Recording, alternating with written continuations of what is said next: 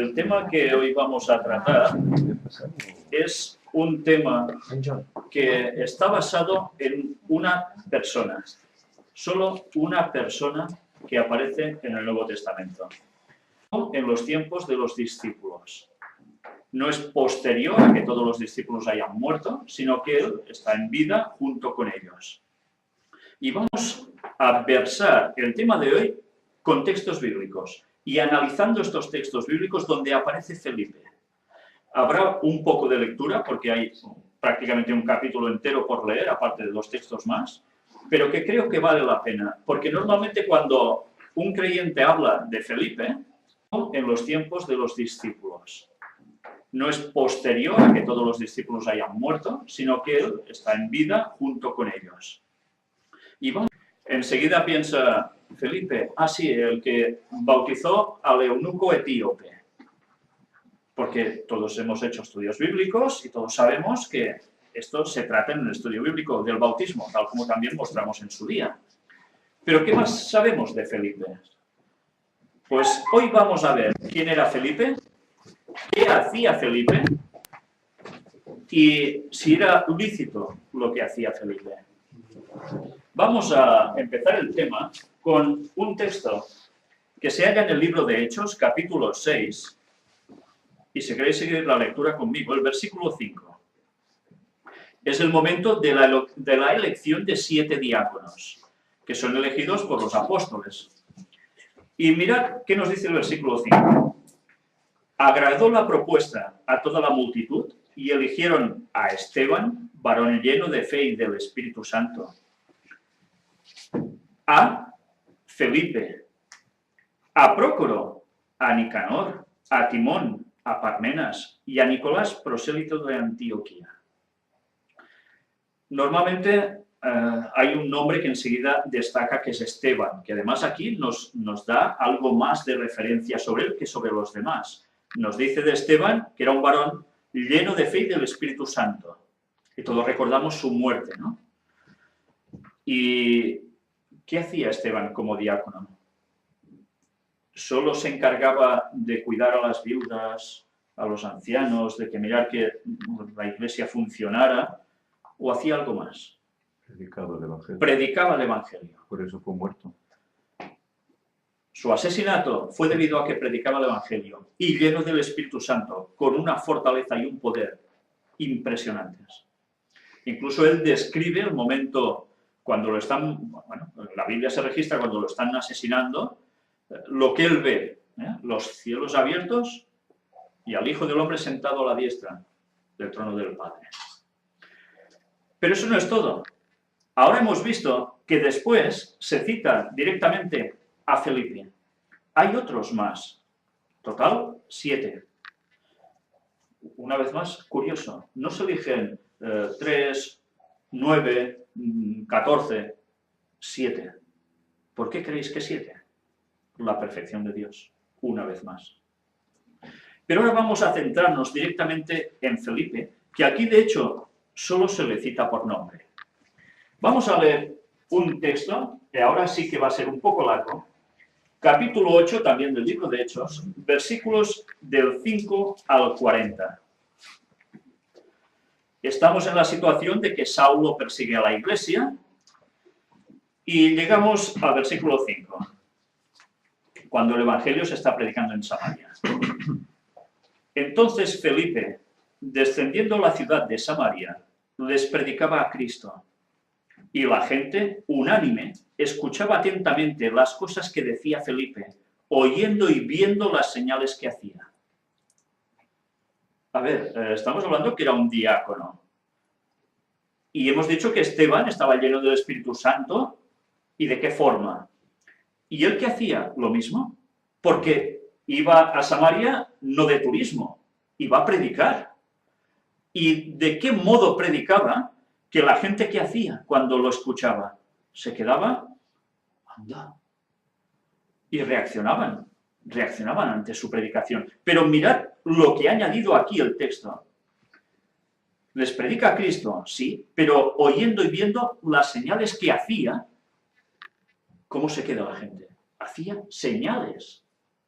¿Qué creéis que es hacer señales, bíblicamente? Milagros.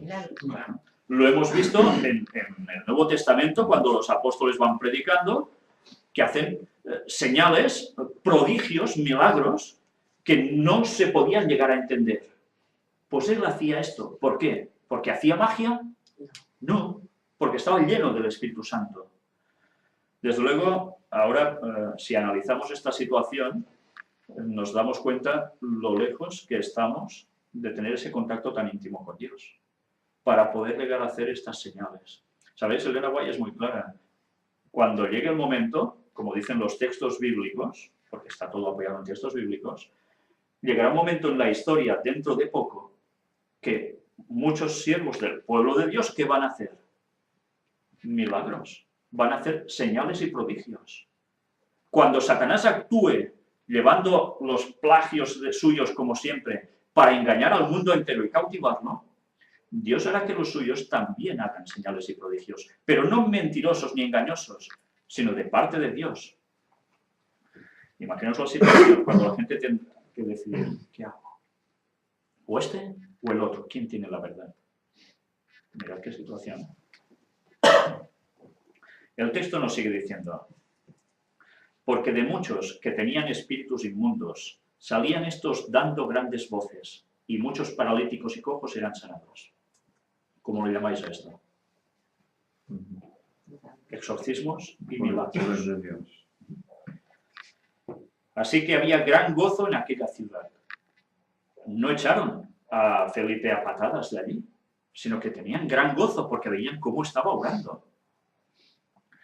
Pero había un hombre llamado Simón, que antes ejercía la magia en aquella ciudad y había engañado a la gente de Samaria haciéndose pasar por algún grande. Mirad, la magia no es algo que ahora esté de moda y ya está. En tiempos de Jesús ya se hacía. Y este Simón, conocido como Simón el Mago por la gente del mundo cristiano, hacía unos prodigios que engañaba a la gente. Era magia. Y además se hacía pasar por algún grande, ¿eh? Como alguien, ¿quién debe ser este importante dentro del mundo? Bueno, y probablemente del mundo religioso. A este oían atentamente todos, desde el más pequeño hasta el más grande, diciendo, este es el gran poder de Dios. Y le estaban atentos, porque con sus artes mágicas les había engañado mucho tiempo. Mirad, qué fácil es, ¿eh? Si se tiene este sentido de poder hacer estas cosas, sea por truco o sea por contacto con cuestión satánica, la gente queda embaucada de una maravilla que no puedo explicar. Pero cuando creyeron a Felipe, que anunciaba el evangelio del reino de Dios y el nombre de Jesucristo, se bautizaban hombres y mujeres. Llega Felipe a Samaria, predica.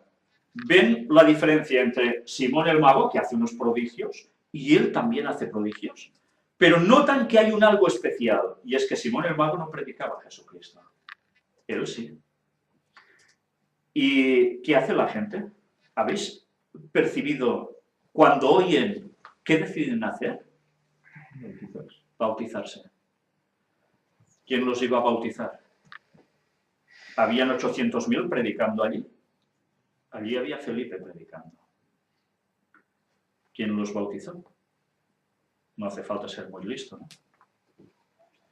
A veces solo pensamos que Felipe bautizó a ese eunuco etíope porque el Espíritu lo coge, lo pone allí y venga, ya está. No, no. Felipe no fue una ocasión esporádica, como alguien me dijo a mí, en la que como diácono bautiza. Pero que claro, eso no puede ser. Sino que era una norma general. Porque él predicaba y él bautizaba. Y la gente era convertida por el poder del Espíritu Santo. ¿Esto no nos lleva a ninguna pregunta? Sí, y los 5.000, que se... 5.000 eran, 5.000, que van a convertir, que les va a batallar. Aquí está. Ha habido muchas personas que se convirtieron, que están registradas, sobre todo en el libro de los Hechos. ¿Quién los bautizaba? ¿Solo los apóstoles? En el caso que hoy nos lleva 3.000 personas, solo 12, difícilmente. Hubiesen necesitado no sé cuánto tiempo, Sí, una seguro sola que persona o dos. No sé cuántas horas. No sé cuántos saldrían por segundo para pasar el día, 3.000 personas, bautizando. Pues esto... Juan el Bautista ¿Sí? no estaba bautizado cuando bautizó a Jesús. De esto hablaremos también esta tarde. Mirad lo interesante. Esto debería hacernos cavilar un poco y decir, ¿cómo puede ser que entonces en las iglesias actuales solo los pastores sean los que bautizan? Con alguna excepción de algún anciano por ausencia de pastor. ¿Y los diáconos? ¿Por qué no pueden bautizar? Si bíblicamente la prueba la hemos visto.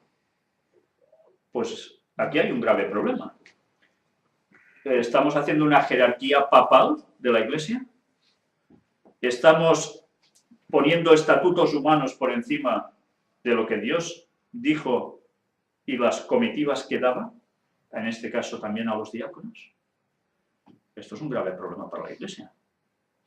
Claro que siempre se puede decir, no, claro, es que entonces bautizarían los diáconos, ya saber a quién bautizarían y no sé qué. No, no, cuidado. Predicaban lo que debían predicar y la gente reaccionaba y eran bautizados por ellos. No hacía falta que les dijeran, esperad que venga el apóstol Pedro y venga Bernabé y cuando venga nos bautizarán. Esto será para el año que viene a mediados de no sé cuánto. No. Era ipso facto. Creían de corazón porque habían sido bien instruidos y los bautizaban allí mismo. El texto sigue hablándonos más aún de lo que sucedía en esos momentos. También creyó Simón mismo, y habiéndose bautizado, estaba siempre con Felipe. Mirad, Simón el mago cree y se bautiza. Y viendo las señales y grandes milagros que se hacían, estaba atónito. Él, siendo un mago, y estaba atónito viendo lo que hacía Felipe. En verdad no lo hacía Felipe. Felipe era el instrumento de Dios para hacer estos prodigios. Cuando los apóstoles que estaban en Jerusalén oyeron que Samaria había recibido la palabra de Dios, enviaron allá a Pedro y a Juan. Mirad, ¿cuándo llegan Pedro y Juan? Cuando Felipe ya ha hecho la labor. No antes, sino que han visto que se está consolidando una iglesia allí, porque la gente se está convirtiendo, y luego ellos van. No solo eran los que abrían el primer frente siempre, porque para eso también estaban los diáconos, abriendo frente, abriendo corazones a Dios. Los cuales, habiendo venido, oraron por ellos para que recibiesen el Espíritu Santo. Aquí hay un detalle interesante. Habían sido bautizados en agua, ¿verdad? Por inmersión. Ya sabéis que no era como el bautismo católico que ahora vemos, de que se coge un poco de agua, se aspersa sobre el cogote del niño, pobrecito, y ya está bautizado. Esto no tiene ningún sentido bíblico. Por inmersión. Coger a la persona, hundirla en el agua y levantarla. Esta tarde hablaremos un poco sobre el significado del bautismo, ¿no? Pero bien, había un problema. Habían sido bautizados con agua, pero faltaba algo. No habían recibido el Espíritu Santo. Esto también debería hacernos pensar. Porque a veces hablamos solo del bautismo por agua y no hablamos del bautismo por el Espíritu Santo. ¿Era solo para esa época el Espíritu Santo? Si ahora no estamos recibiendo el Espíritu Santo ni hacemos lo que se debería estar haciendo, ¿por qué es? Unos pueden decir, es que aún no toca. Y es cierto, quizás aún no toca, pero hay algo más, y es que no estamos teniendo esa vinculación que deberíamos tener con Dios. Porque si todos tuviésemos esa vinculación con Dios, ya estaríamos todos haciendo una obra tremenda, y no la estamos haciendo. Pero va a llegar un momento en que la situación mundial va a requerir, y Dios así lo va a hacer, que el Espíritu Santo sea derramado sobre esta gente que ha sido bautizada para que termine dando el Evangelio con toda la fuerza.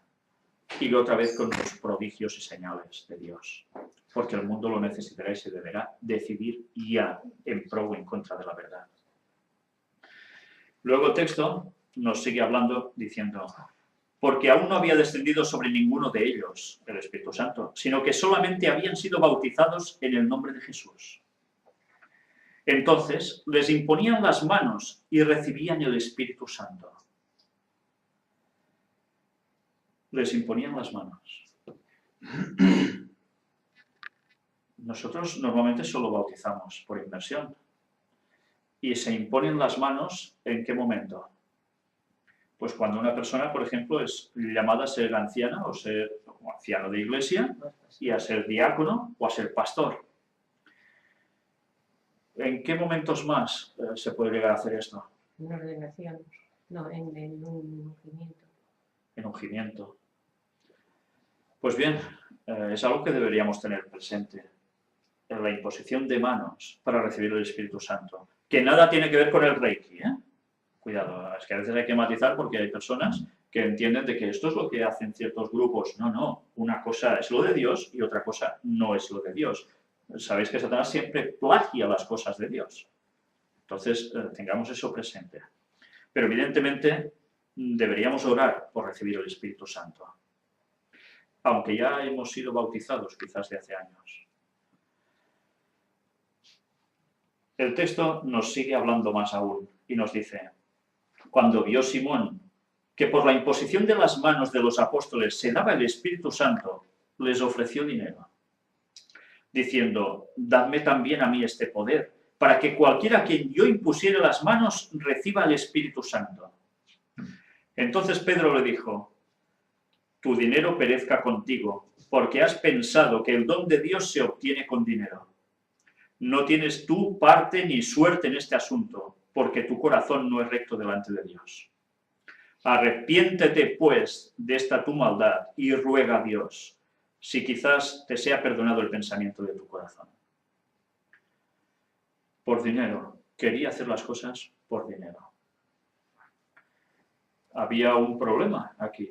No había un sentimiento de seguir a Dios de corazón, sino que era para su autoestima, vanagloriarse. Yo consigo esto y si impongo las manos a otros y luego consiguen este poder, pues más reconocimiento.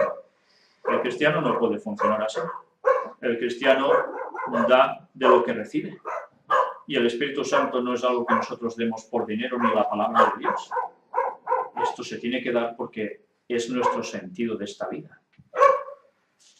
El texto sigue avanzando y nos dice, porque en hiel de amargura y en presión de maldad veo que estás. Respondiendo entonces Simón dijo, rogad vosotros por mí al Señor para que nada de esto que habéis dicho venga sobre mí. Y ellos, habiendo testificado y hablado la palabra de Dios, se volvieron a Jerusalén y en muchas poblaciones de los samaritanos anunciaron el Evangelio. Y aquí termina la historia con Simón. Recibe una reprensión. Y se les dice, te tienes que arrepentir, porque si no te arrepientes, vas listo. Acabarás mal. Y luego siguen predicando. No se detienen. A veces, ¿sabéis? Sucede que en iglesias se hacen campañas evangelísticas para que haya bautismos. Y cuando hay algún bautismo, alguno, porque esto no es Latinoamérica ni según qué países donde por una predicación se convierten a montones y luego, bueno, unos seguirán y otros no. Aquí hay otra mentalidad. Cuando vemos un bautismo es casi, bueno, ya lo decimos, es un milagro, ¿no? Aquí un bautismo es un milagro. Alguien que se convierta de verdad. Bueno, ¿y qué sucede? Se hacen campañas y si ha habido algún bautismo, una gran alegría. Y por un momento parece de que vamos a seguir con ímpetu. Pero después la cosa se vuelve a aflojar y se espera hasta que haya otra campaña, a ver si así la iglesia se motiva para trabajar todos para que haya bautismos. Pero si este debe ser nuestro sentir. Y si se ha convertido uno, a por otro, y a por otro, y a por otro, porque es nuestra misión. Vivimos para dar el Evangelio. Aquí no estamos para hacer bonito, estamos para que más gente sea salva. Y eso es lo que nos tiene que motivar. El amor de Dios, que la gente lo reciba y sienta lo mismo y quieran ser salvos. El texto sigue diciéndonos, un ángel del Señor habló a Felipe diciendo, levántate y ve hacia el sur, por el camino que desciende de Jerusalén a Gaza, el cual es desierto. Entonces él se levantó y fue.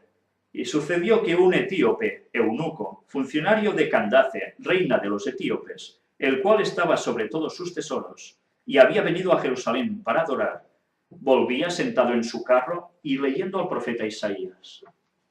Ya os estáis imaginando la escena, ¿no? En un carro, mientras va en el carro, va leyendo los rollos del texto de Isaías. Y por un lugar, ya veis, bastante despoblado, ¿eh? Y el Espíritu dijo a Felipe, acércate y júntate a ese carro.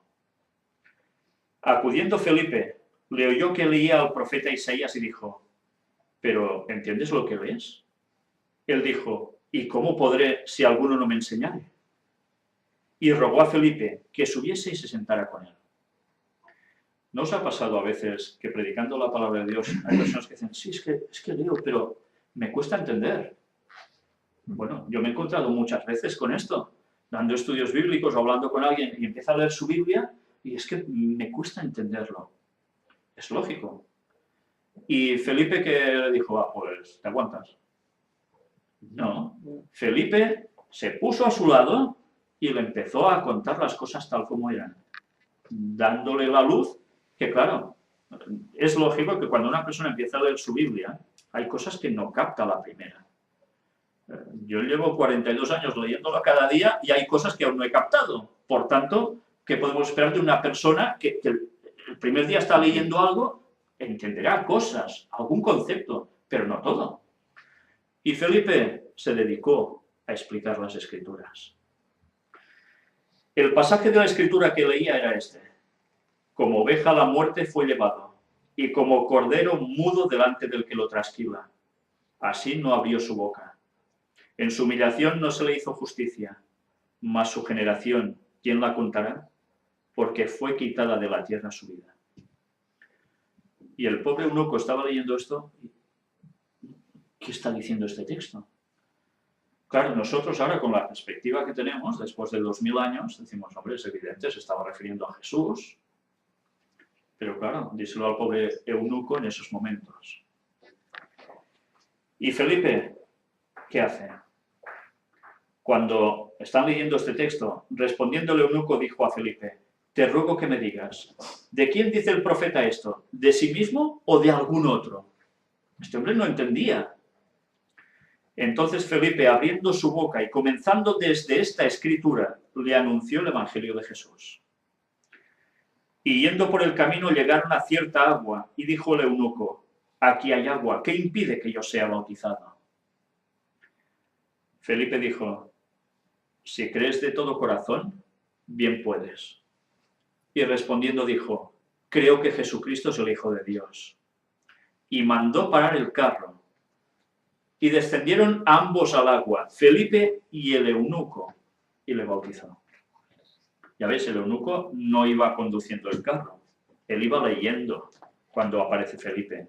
Evidentemente, como un emisario real de la reina de Etiopía, él llevaba un séquito y él estaba sencillamente sentado en el carro, le daba tiempo para otras cosas. Es cuando Felipe se ha acercado allí y es cuando Felipe le instruye. Yo no sé el trayecto en kilómetros que debieron hacer así, pero llega el momento en que pasan por ese lugar más desolado hasta llegar a un lugar donde el eunuco dice, Agua. ahí hay agua. Mirad qué sed tenía de ser bautizado, porque se había dado cuenta por las palabras de Felipe que Jesús era el que cumplía las palabras de este profeta llamado Isaías. Felipe se lo cuenta todo con detalles. Felipe no le dice, mira, vino Jesús, murió y ya está. 4 palabritas, se acabó. No, Felipe lo instruye bien. Y le hace arder en su corazón la palabra de Dios, porque él transmite con el Espíritu Santo que llevaba lo mismo a este Señor. Y es cuando el eunuco, lo primero que ve es agua. Ya debería estar quizás mirando por el camino a ver dónde hay un poco de agua, hasta que la ve. ¿Y qué sucede? Que le bautiza. Cuando subieron del agua, el Espíritu del Señor arrebató a Felipe, y el eunuco no le vio más, y siguió gozoso su camino. Lo bautiza, y Felipe es llevado por el Espíritu y desaparece. Y el eunuco, bueno, yo no sé qué cara se le debió quedar, porque desde luego sorprendente debe ser, pero ¿cuál es su reacción? Ha sido bautizado. Ha sentido lo que es hacer el pacto con Dios. Ha sentido lo que es abrazar a su Señor, al que murió en sacrificio por él. Y ese amor lo llena. Y ese amor hace que él esté disfrutando de ese día como nunca. ¿Por qué? Ya estaba en el camino de Dios. Pero Felipe se encontró en Azoto y pasando anunciaba el Evangelio en todas las ciudades hasta que llegó a Cesarea. No se detuvo, Felipe. Allí donde el Espíritu lo puso, él siguió y siguió y siguió. ¿Cuántas gentes más no deberían ser convertidas por Felipe? ¿Cuántos más no debió bautizar Felipe? ¿Y era un caso aislado? ¿Los otros diáconos acaso se dedicaban solo a estar en casita? No se nos cuenta, pero cuando vemos lo que hace Esteban de predicar, cuando hace Felipe de predicar y bautizar, y no en una ocasión, solo con el eunuco, sino en más ocasiones, como hemos visto antes, ¿qué podemos esperar? ¿Qué hemos de hacer nosotros? Hay otro texto que os quisiera leer, en el capítulo 21 de Hechos también, ya para finalizar, el versículo 8. Al otro día, saliendo Pablo y los que con él estábamos, fuimos a Cesarea, y entrando en casa de Felipe, el evangelista, que era uno de los 7, posamos con él. Era diácono, hemos visto, Felipe? Y aquí nos lo vuelve a repetir, es el diácono. Pero además, nos dice que era uno de los 7, era el diácono. Sí. Pero además nos dice que era, ¿quién? Evangelista. Evangelista. ¿Qué es ser evangelista? Predicar. Ir por donde sea y predicar. Eso es ser evangelista. A veces hablamos de que hay pastores, hay ancianos, hay diáconos, pero la función de un diácono, como era él, no solo era servir en iglesias a los desatendidos o mirar que todo estuviese en orden, que no faltara nada, ningún detalle, sino que era evangelizar. Y eso es lo que debemos hacer. Por tanto, un evangelista no es una persona que de vez en cuando sube a un púlpito en una iglesia y hace una predicación cada vez que le dicen que haga una. Pueden pasar 2 o 3 meses, a saber cuánto tiempo, depende de la iglesia. Sino que un evangelista es alguien que vive para el evangelio. Que su vida es el evangelio. Y que así va dando el evangelio a quien haga falta y por donde él vaya. Y siendo diácono. Bueno, yo a veces me pregunto por qué actualmente en las iglesias el papel del diácono ha quedado tan rescindido a tan pocos detalles, ¿no? ¿Sí? Y además era padre de 4 hijas que también profetizaban y que las había educado en los caminos del Señor. Y eran fieles a la fe de su padre. Esto es interesante y en los estudios bíblicos lo mostramos, como también había mujeres que profetizaban y sus 4 hijas, doncellas, o sea que eran jóvenes, tenían ese don. Pero lógicamente en su casa siguieron los caminos de su padre. Recibieron esa instrucción, los caminos del Señor. Pues esto es lo que los diáconos deberían ser y deberían hacer. ¿Y por qué he elegido hablar de este tema? ¿Sabéis? Es algo que creo que el Espíritu Santo ha puesto en mí, porque yo hasta esta noche no había pensado en tratar este tema. Antes lo decía Ángel, esta noche no puedo ni dormir. Sí, porque, a ver, es algo que quizás a vosotros os resulta un poco chocante, pero claro, yo como adventista del 7º día toda mi vida, quien ha bautizado siempre, ¿quién ha sido? Tú das estudios bíblicos a las personas que sean y el pastor ya se encarga de bautizarlos, ¿verdad? Y gracias a Dios estamos viendo a través de nuestro mini ministerio que en este mundo muchas personas se están convirtiendo al Señor, porque el Espíritu Santo está utilizando este ministerio. Y se van bautizando en iglesias adventistas donde pueden. Pero nos hemos encontrado también en que hay adventistas que van a iglesias, gente que quiere seguir al camino del Señor, van a iglesias y son rechazados solo por venir a través de las conferencias del gran engaño. o porque han visto a Víctor San Vicens hablando y han querido saber más y se han convertido. Son rechazados, tal cual. Sí, justo. Y eso está sucediendo cada vez más en todas partes. Entonces, yo no estoy reivindicándome, entendedme, sino que, ¿qué hemos de hacer con las personas que van a estas iglesias y se sienten rechazadas? Que les ponen trabas incluso para bautizarse. ¿Qué hemos de hacer? ¿Predicarles y no bautizarlos? Esta tarde vamos a ver que Jesús da una comisión de predicar, pero también bautizar. Por tanto, si nosotros no hiciésemos esto, estaríamos desobedeciendo los mandatos de Dios. ¿Qué hemos de hacer si no? Yo jamás me hubiese encontrado o pensado de encontrar en una situación así, tener que bautizar. Yo he sido un diácono y ya está. Bien, pues ahora Dios ha querido que haya llegado este momento. No ha sido algo que yo haya buscado. De hecho, siempre he dicho a la gente, id a una iglesia adventista que os instruyan, aparte de lo que veáis en estudios bíblicos que hemos colgado en nuestros blogs, que son los mismos que la iglesia da o debería dar para el bautismo, pues, bueno, ahora toca que además estas personas se bauticen. Y si en ciertos lugares no son bien atendidos, ¿qué hemos de hacer? Que se pierdan. El bautismo es un requisito para la salvación. Si uno dice que cree y no se bautiza, no tendrá acceso al reino de Dios. ¿Y qué hemos de hacer? ¿Sabéis? Mi conciencia no estaría tranquila si ahora no fuesen bautizados esta gente. No me queda otra cosa que hacer. Y creo que además, ya lo habéis visto, versado en la Biblia, los diáconos bautizan. Pueden decir, bueno, pero tú has sido expulsado de la iglesia. A mí se me impusieron las manos. Como diácono se me impusieron las manos para recibir el Espíritu Santo también. Y a mi hermano como anciano igual. Por tanto, bíblicamente se puede bautizar. Y si alguien tiene un argumento contrario a esto, que lo demuestre con la palabra de Dios. No con normas inventadas por humanos, sino con la palabra de Dios. Pues, ¿sí? Yo hace poco estuve hablando con un pastor, está inactivo, y estuvimos hablando sobre el tema de si se puede bautizar, no estuvimos nombrando que tiene nada, si se podía bautizar un anciano o otra persona, ¿no? Y entonces él me contó de un caso de un joven que estudió para pastor, y entonces le dijeron que como no servía, pues no le daban trabajo. Bueno, pues él por su cuenta, pues se fue, no sé a qué lugar fue, y allí se convirtieron 500 personas. Y entonces él lo dijo, no sé si fue a la unión o a la conferencia general y tal, y dijo, hay 500 personas que se han entregado al Señor.